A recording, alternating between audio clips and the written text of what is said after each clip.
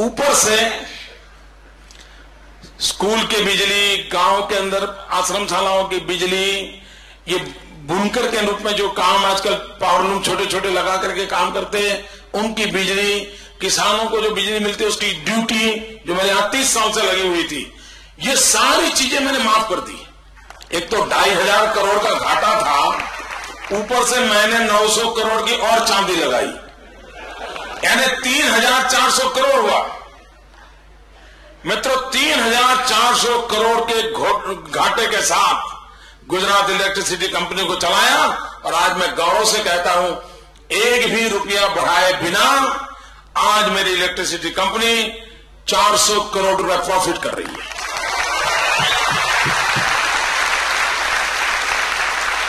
ये कैसे संभव हुआ? ये संभव इसलिए हुआ कि जो लीकेजेस के रास्ते थे ना, उसको बंद कर दिया और टेक्नोलॉजी का उपयोग किया। अगर मेरे यहां पहले पावर लोड फैक्टर 65% था, मैं उसको 80% ले जाने का मैंने प्रयास किया। मेरा लाइन लॉस अगर ज्यादा था तो मैंने 15% लाइन लॉस कम किया मित्रों, यानी एफिशिएंसी बढ़ाई। आप कल्पना कर सकते हैं कि इस देश में परिवर्तन लाया जा सकता है मित्रों। मेरे यहां में जब गांधीनगर आया, मैं दिल्ली में रहता था, जसवंत सिंह जी के एक साथीदार के रूप में वहां काम करता था, कई वर्षों से गुजरात आया नहीं था। अचानक मुझे गुजरात आने का मेरे जिम्मे आ गया और मुझे याद है जब मुझे मुख्यमंत्री का दायित्व मिला था तो वो अटल जी प्रधानमंत्री थे, उनका टेलीफोन आया कि भाई कहां हो? तो मैंने उनको कहा मैं स्मशान में हूं। तो हंस पड़े, हमरे यार तुम स्मशान में हो, मैं तेरे से क्या बात करूं? मैंने कहा नहीं अटल जी आपने फोन किया, कोई काम होगा। उनका अच्छा कितने बजे लौटोगे और स्मशान में क्यों हो? मैंने कहा माधवराव जी सिंधिया का जो एक्सीडेंट हो गया है उसमें उनके साथ एक पत्रकार कैमरामैन है गोपाल, उसका भी स्वर्गवास हुआ है, तो मैं उस गोपाल के फ्यूनरल में आया हूं। क्योंकि माधवराव सिंधिया की फ्यूनरल में तो सब जाएंगे, गोपाल में कौन जाएगा? सामने उस गोपाल के फ्यूनरल में था, एक कोई और राजनेता तो हमारा नहीं, मैं था, वो 2-4 उसके बेचारे पत्रकार मित्र थे। तो मैं रात को अटल जी के यहां गया और फिर उसके बाद मेरे जिम्मे काम आ गया, अचानक आ गया, मुझे पता तक नहीं था। मैं गुजरात से दूर था, मैं गुजरात की गतिविधियों से भी परिचित नहीं था। ऐसी स्थिति में जब मैं आया तो मैंने दिल्ली से फोन किया मेरी पार्टी को गुजरात में। मैंने कहा भाई मुझे बुला तो रहे हो लेकिन मैं जाऊंगा कहां? मेरे पास तो घर नहीं है, रहूंगा कहां? तो उनका आप चिंता मत कीजिए, हम सर्किट हाउस में कमरा बुक करा देते। तो मैंने उनसे कहा देखिए भाई कमरा बुक कराइए, मैं एमएलए कुछ नहीं हूं, पूरा पैसा अगर सरकार लेती है तो कमरा बुक करना, और पूरा चार्ज दे करके मैंने कमरा बुक करवाया और वही जिंदगी की शुरुआत एक नए मोड़ पे आके खड़ी रही। खैर कुछ दिनों सर्किट हाउस में कमरे में रहा, बाद में शपथ समारोह हुआ, फिर सरकार ने एक क्वार्टर दे दिया, वहां चला गया रहने के लिए। लेकिन जब मैं वहां सर्किट हाउस में था, अभी शपथ होना बाकी था, जितने लोग मुझे मिलते थे वो कहते थे मोदी जी अब आप आए हो, चुनाव सामने है, ये कैसे चुनाव जीतोगे? एक काम कर दो, बोले कम से कम लोग गांव में शाम को जब खाना खाते हो ना उस समय बिजली मिले, इतना कर दो। मित्रों आपको जानकर के आश्चर्य होगा, गुजरात के अंदर उस समय शाम के समय भोजन के लिए बिजली उपलब्ध नहीं थी, अंधेरा रहता था और लोग मुझे यही कहते साहब इतना कर दो। मित्रों मैं भी गांव से हूं, मैं भी गरीब परिवार से हूं, मुझे मालूम है परीक्षा के दिन होते थे और रात को बिजली चली जाती थी तो कितनी पीड़ा होती थी, उस पीड़ा को मैंने भुगता हुआ था और मैंने तय किया कि मैं कुछ करूंगा। खैर मैं उस पर सोचने लगा। 2000 वो पहले जो साल थी उसमें तो कुछ कर नहीं पाया, लेकिन मैं जब चुन करके दोबारा आया तो मैंने अफसरों को बुलाया कि मैंने कहा भाई 24 घंटे बिजली देनी है। वो बड़ा इंटरेस्टिंग कॉरेस्पॉन्डेंस है, मेरी फाइलें देखने जैसी है। मेरी पूरी सरकार ने मना कर दिया, गुजरात में बिजली है नहीं, संभव ही नहीं है। 24 घंटे गांव में बिजली देना संभव नहीं है। रिटर्न 6 महीने तक फाइल इधर उधर चलती रही, मुख्यमंत्री चिपता रहा, अरे भाई कुछ करो। आखिरकार मैंने फैसला किया मैं करूंगा। टेक्निकल सॉल्यूशन भगवान ने मुझे सुझाया और 1000 दिन के अंदर मित्रों, 1000 दिन के अंदर गुजरात में ज्योतिग्राम योजना के तहत 24 घंटे 3 फेज अनइंटरप्टेड पावर आज उपलब्ध है।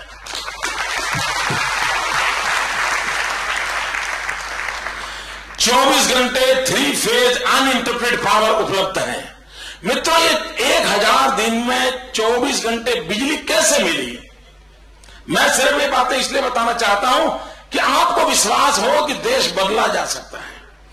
वही मुलाजिम, वही इलेक्ट्रिसिटी कंपनियां, वही फाइल, वही दफ्तर, वही तरीके, सब कुछ वही।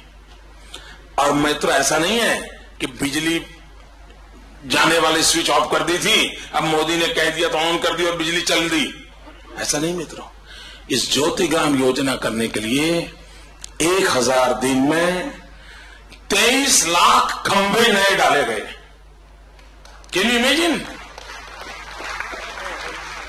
मित्रों, 1000 दिन में 23 लाख नए खंभे डालना, और मुझे खंभों की जरूरत थी बिजली के। मैंने महाराष्ट्र से पूरा माल उठा लिया, मध्य प्रदेश से उठा लिया, राजस्थान से उठा लिया। जितना मैन्युफैक्चरिंग होता था सारा मैं गुजरात में ढेर कर देता था। 1000 दिन में 23 लाख खंभे। मित्रों, 56,000 ट्रांसफॉर्मर्स। आपको मालूम होगा आपके महाराष्ट्र में कहीं अगर एक ट्रांसफॉर्मर जल जाता होगा 2 महीने तक उसको बदलने की होती होगी, 4 महीने तक वो उसको उतार करके रिपेयर करके लगाते नहीं होंगे। मित्रों, मेरे यहां भी एक ट्रांसफार्मर अगर जल जाता था, किसान रोता था। वो इलेक्ट्रिसिटी कंपनी में जाके आरती उतारता था, प्रसाद भी चढ़ा देता था, लेकिन 45 दिन तक ट्रांसफार्मर चेंज नहीं होता था। उसकी फसल खत्म हो जाती थी, उसके सपने चूर चूर हो जाते थे, परिस्थिति पलटती नहीं थी। मित्रों, ऐसी व्यवस्था के भीतर भी 1000 दिन में 56,000 नए ट्रांसफार्मर। आप हिसाब देखिए मित्रों, और 1000 दिन में 75,000 किलोमीटर केबल। अब अंदाज कीजिए मित्रों, वही मुलाजिम, कोई एक्स्ट्रा नहीं, यही लोगों ने इतना काम किया। क्या विश्वास है कि नहीं आपको कि यह देश बदला जा सकता है?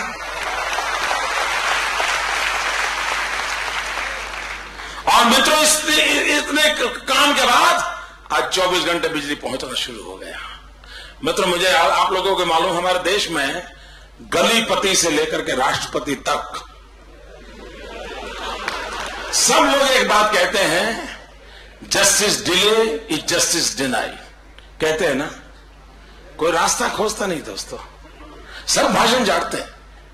मित्रों, मैं पहली बार सुप्रीम कोर्ट के चीफ जस्टिस ने एक मीटिंग बुलाई थी, सभी हाई कोर्ट जजेस थे, all the chief ministers were there, और मैं जिंदगी में पहली बार इस प्रकार के ऑडियंस के बीच गया था। और यूं ही मेरे पर इतने केसेस चलते हैं मित्रों, पता नहीं किस किस कोने से कहां लोगों ने डाल के रखा हुआ है। सुप्रीम कोर्ट में ढेर सारे मेरे खिलाफ कुछ लोगों, गुजरात में सब, जो पता नहीं लोगों को लग रहा है कि मुझ पर केस करेंगे तो शायद उनको कीर्ति कमाई हो जाएगी। जो भी हो मित्रों, वो सुप्रीम कोर्ट के जज भी मुझे यूं देख रहे थे, है कौन? क्योंकि ऐसा मेरे लिए अखबारों में पढ़ा था साहब, मेरे बगल में बैठते नहीं थे कोई। ऐसी मीटिंग में मैं था, अब मुख्यमंत्री था तो बैठा तो था ही था। तो मुझे जब मेरी बारी आई गुजरात की, तो मैं बोलना, मैंने कहा देखिए भैया, मैं पहली बार इतने बड़े ऑगस्ट हाउस के बीच में आया हूं, मैंने जीवन में कभी कोर्ट देखी नहीं है। और हकीकत है मित्रों, मैंने अपनी आंखों से कभी, मुझे जिंदगी में कोर्ट के अंदर जाने का अवसर नहीं आया। क्यों ना, मैंने कभी रॉन्ग पार्किंग का गुनाह भी नहीं किया है। तो मैंने कहा उस दिन, मैंने कहा भाई मैंने जीवन में कभी मैंने कोर्ट क्या होती है सिनेमा थिएटर में देखी है, इसलिए मुझे मालूम नहीं है प्रोटोकॉल क्या होता है। मेरे से बोलने में कुछ गलती हो जाए तो क्षमा करना। और ऐसा करके मैंने वहां पहली बार इन न्याय तंत्र के लोगों के सामने भाषण किया था और मैंने उनसे कहा था कि क्या देश के गरीब आदमी को न्याय मिले ये हम लोगों का दायित्व तो नहीं है। साहब सारे सुप्रीम कोर्ट के जज, हाई कोर्ट जज चौंक गए थे कि कोई ऐसा सरफरा मुख्यमंत्री है जो हमारे बीच में हमें ऐसा भाषण दे रहा है। और मित्रों मैंने उस दिन खुल करके बोला था और मैंने कहा था क्या हम कोर्ट के वैकेशन कम नहीं कर सकते? क्या हम दिन में कोर्ट का समय आधा पौना घंटा 1 घंटा बढ़ा नहीं सकते? और तीसरा मैंने सुझाव दिया था क्या हम उसी इंफ्रास्ट्रक्चर के साथ देश में इवनिंग कोर्ट चालू नहीं कर सकते हैं? अब मित्रों जब भोजन का विराम आया सबने मेरे बाल नोच लिए। तुमको मालूम है जजों को कितना पढ़ना पड़ता है और तुम वैकेशन कम करने की बात कर रहे हो, तुम दिन में 1 घंटा काम बढ़ाने की बात कर रहे हो, तुम इवनिंग कोर्ट के। साहब पता नहीं मुझे लगा मैं मर गया। एक तो यूं ही मेरे पर इतने केस चल रहे और उन्हीं लोगों को मैंने नाराज किया। मैं सब बताता हूं मित्रों, लेकिन मैंने मन में ठान ली थी मैं गुजरात में करूंगा। और मित्रों मैं आज बड़े गौरव के साथ आपको हिसाब देता हूं, हिंदुस्तान में Gujarat is the first state in the country जिसने इवनिंग कोर्ट शुरू की। मेरे यहां आज 80 इवनिंग कोर्ट्स हैं, 80। और लास्ट ईयर 14 नवंबर को भारत के सुप्रीम कोर्ट के चीफ जस्टिस आए थे, उन्होंने उद्घाटन किया था। उसको इस नवंबर के अंदर 11 महीने, 1 साल पूरा हो जाएगा। 11 महीने हुए हैं, 80 कोर्ट चल रही हैं। और मैंने क्या किया, जो दिन में रोजी रोटी कमाने वाली मजदूरी करता है, वो ऑटो रिक्शा चलाता होगा, कोई बेचारा दिन भर काम करता है, ऐसे गरीब लोगों के कैसे शाम को ट्रांसफर कर दिए ताकि वो दिन में अपना रोजी रोटी कमाता है, शाम को कोर्ट में चला जाता है। मित्रों 11 महीने के भीतर भीतर 1.5 लाख लोगों को न्याय मिल चुका है।